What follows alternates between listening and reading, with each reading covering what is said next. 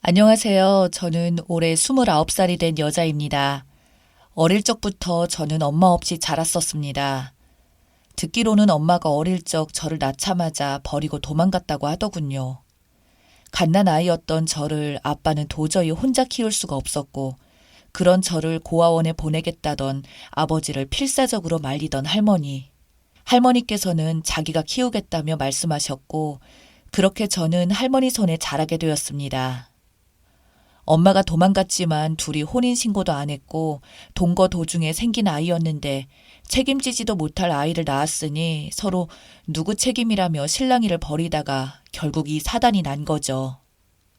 그래도 아빠는 책임감이라도 있었는지 엄마한테 연락도 안 된다고 한탄을 하면서도 할머니가 키운다기에 어쩔 수 없이 아빠도 같이 저를 키웠지만 그런 아빠마저도 제가 5살 때 사고로 돌아가셨습니다. 공사장에서 기계 불량으로 사고가 나서 아버지가 목숨을 잃으시고는 그 산재 보험금으로 할머니와 둘이서 살아왔었습니다. 저는 제가 생각이라는 걸 하기도 전에 엄마가 도망 나가서 엄마 얼굴조차도 기억 못하고 외가 쪽도 전혀 모릅니다. 저에게 부모라고는 오로지 할머니뿐이었으니까요. 둘이서 생활하는데 다행이라면 다행인 아버지의 사망 보험금이 있었고 할머니는 식당 보조일과 더해서 생활고를 메꿔가며 살 수 있었습니다. 그렇게 할머니의 도움으로 저는 중학교, 고등학교 과정을 마치고 대학교에 입학할 무렵 할머니가 노안으로 돌아가셨습니다. 할머니는 저에게 돌아가시던 날 말씀하시기를 내가 여태껏 살면서 더도 말고 우리 손녀 20살 되는 것까지 꼭 보고 가려고 악착같이 버텼었는데 막상 그쯤 되니 우리 손녀가 시집 가는 것까지 보고 싶은데 못 봐서 너무 슬프구나. 비록 할미가 없어도 꼭 훌륭하게 살아야 혀. 라며 제 손을 잡으며 말하시던 게 아직도 기억이 생생하게 납니다. 그렇게 저희 할머니는 돌아가셨어요. 저는 장례식장에 그렇게 혼자 앉아서 할머니의 영정사진을 멍하니 쳐다보고 있었고 문득 이제 앞길이 막막하더군요. 저는 막 이제 20살밖에 안 되었는데 막막했죠. 할머니는 돌아가시기 전에 저에게 주신 돈은 학비라고 챙겨주신 게 있었어요. 다행히도 서울의 국립대학에 들어가서 학비가 그렇게까지 많이 들지는 않았지만 현실적인 게 이제 앞으로 먹고 살 길이 막막했었습니다. 저는 20살의 나이에 세상에 홀로 남겨진 고아가 되었으니까요. 할머니의 죽음을 슬퍼할 겨를도 없이 할머니와 같이 살던 집에서 나와 조그만 원룸에 들어갔고 아르바이트와 학업을 병행하며 학교를 졸업하기까지 5년이라는 시간이 걸렸습니다. 중간에 학교를 포기할까도 싶었지만 할머니의 죽기 전 소원이라며 졸업해서 훌륭한 사람이 되라던 할머니의 말에 악착같이 돈 모아서 다녔었네요. 정말 그동안 포기하고 싶었던 적이 한두 번이 아니었었습니다. 그 이후 여러 아르바이트를 하며 대기업 취직시험을 보러 다녔고 끝내 2년 만에 대기업에 취직하여 회사를 입사하게 되었습니다. 취직하던 날 홀로 할머니 사진을 꺼내어 술 한잔 올리며 많이 울었습니다. 대학부터 회사에 취직해서도 저는 사람들과의 관계가 그렇게 쉽지만은 않았습니다. 특히 부모님 이야기가 나올 때면 저는 공감 같은 건 전혀 할 수도 없었으니까요.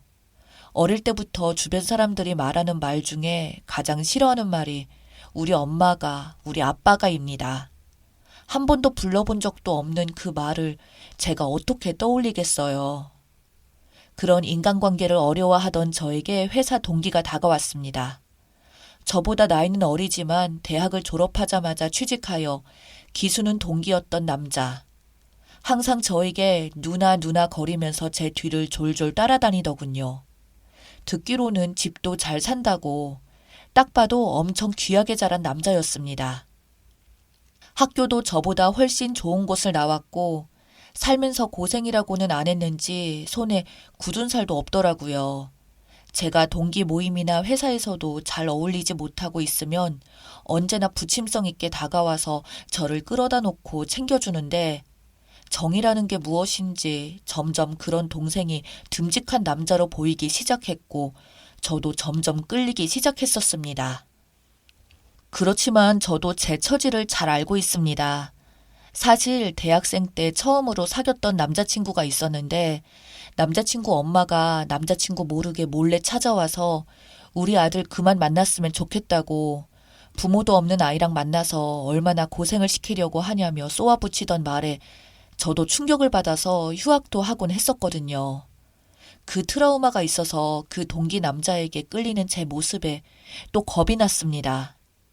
그렇게 밀어내자 남자는 더욱 안달이 났는지 온갖 선물이며 말도 안 되는 억지를 부리며 데이트 약속을 잡는 등 저를 계속 설득을 하더군요. 그렇게 두어 달을 매달리던 남자가 계속 거절하며 밀어냈더니 이제 알겠다며 자기도 이제는 자기 좋다는 여자들도 많고 내가 그토록 싫은 거면 어쩔 수가 없지 않겠냐며 하지만 정말 후회 없이 매달렸다고 이제 더는 연락 안 하겠다고 하는데 오히려 잘 되었다고 생각만 하던 제 마음이 너무 불편하더군요. 그리고 회사에서 이제 저 말고 다른 여직원들과 잘 지내며 스스럼 없이 대화도 나누고 어깨까지 털어주던 그 남자를 보게 되자 저도 이 남자를 많이 좋아한다는 걸 깨달았습니다. 그래서 제가 연락을 먼저 하니 이제는 남자 측에서 시큰둥하더군요. 반대로 제가 매달리게 되었습니다. 결국 저희 집으로 찾아온 남자친구와 제 자취방에서 술을 진탕 마시고 연인이 되기로 했습니다. 남자친구는 자기가 그렇게 매달릴 땐 먼저 연락도 없고 연락해도 시큰둥하던 제가 다른 여자랑 이야기하는 모습을 보이니 발끈하는 걸 보고 일부러 더 그렇게 행동했다고 하더군요. 그리고 이런저런 이야기들을 많이 나눴습니다. 제가 가지고 있는 불안들 때문에 남자친구를 밀어낼 수밖에 없었던 점, 그리고 그런 이야기를 쉽게 해서 직장에 소문나는 것도 안 좋고 제 약점이라 말하기도 그랬다고, 너가 다른 여자한테 그런 모습을 견딜 수가 없었다고 미안하다고 하자 남자친구는 저한테 말하기를 자기 어머니는 그런 사람이 아니라고 진짜 사람도 좋고 좋으신 분이라며 저를 안심시키더군요. 제가 남자친구 눈치를 보며 부모도 없는 고아인데 괜찮냐고 하니까 오히려 그런 환경에서 혼자서 이렇게 성장한 게 너무 대단하다고, 자기였으면 과연 가능했을까, 난 그냥 되는 대로 살지 않았을까 생각을 하게 된다고, 그러면서 저랑 함께라면 어떤 힘든 일이 생겨도 둘만 있으면 다 이겨내지 않겠냐며, 남자친구는 사실 그렇게 힘든 삶을 이야기 속에서나 들었지 극복한 제가 진심으로 정말 너무 존경스럽다고 하더군요. 누나가 잘못한 게 아니라 누나의 환경이 그렇게 된 거라고, 나도 환경이 그랬으면 오히려 누나보다 못했을 거라며 저를 알아주던 남자친구가 너무나도 고마웠고 또한 저에 대한 제 상황을 이해받았다는 것에 대한 감정이 갑자기 한순간에 복받쳐서 펑펑 울었습니다. 그런 제 과거를 알았음에도 남자친구는 정말 내색 한 번 없이 언제나 저에게 지극정성이었고 사귄 지 시간이 지나도 항상 그대로였어요. 항상 주말이면 저희 집에서 생활하다시피 하며 저에게 사랑한다는 말을 하던 남자친구. 저도 그동안에 힘들었던 제 인생을 정말 모두 보상받는 느낌이었습니다. 그러던 어느 날 남자친구는 이렇게 지내지 말고 우리 나이도 있는데 결혼을 준비해보는 게 어떻겠냐고 자기 부모님을 만나보자는 말에 저는 겁을 먹었지만 남자친구의 진득한 설득에 못 이겨 처음으로 만나러 가게 되었습니다.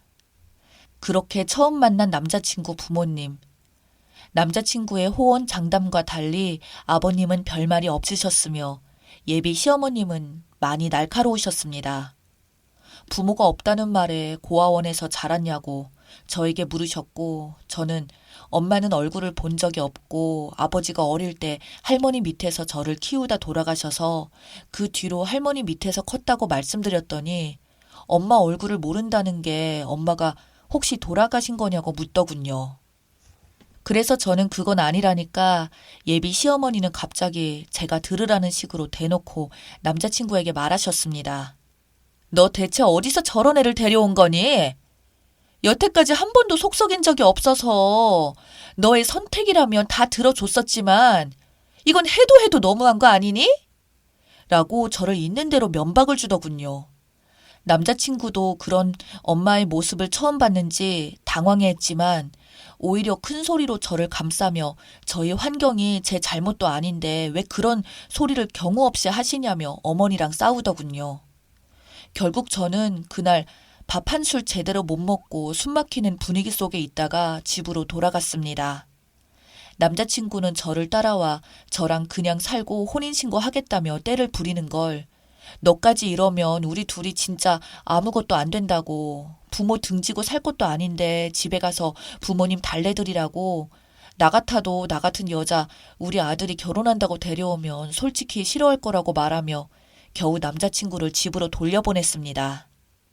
그렇게 우여곡절은 정말 더 많았고 예비 시모는 저를 정말 증오하듯이 싫어했으나 자기 아들이 저 아니면 안 된다고 식음을 전폐하고 밖으로도 안 나가자 결국 결혼을 허락해 주셨습니다.